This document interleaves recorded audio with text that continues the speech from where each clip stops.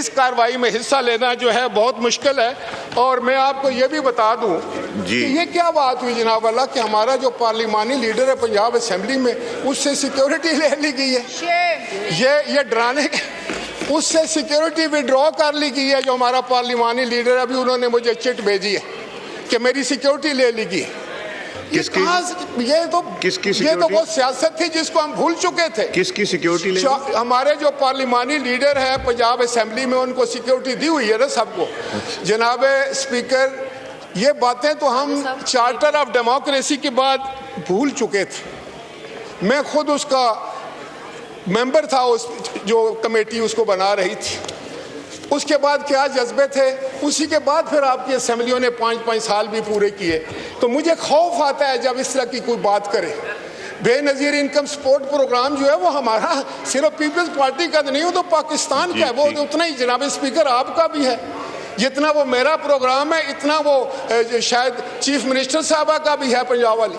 ایسا وہ سندھ کے چیف منسٹر کا بھی ہے. ایسا ہی وہ بلوچستان کے چیف منسٹر کا بھی ہے. ایسا ہی وہ KPK کے چیف منسٹر صاحب کا بھی ہے. جو ہمارا BSP پروگرام ہے اس کو ہم یہ نہیں کہتے. آپ نہیں ماننا چاہتے کہ چیز مت مانے لیکن اس کا مطلب یہ تو نہیں ہے کہ ہم دشنام بازی پر اتر آئیں, ایک دوسرے کا چہرہ ہم خراش دیں, ایک دوسرے پر الزام تراشی کریں, ایک دوسرے کے بارے میں جو ہے وہ تضحیک امیز لفظ ادا کیے جائیں.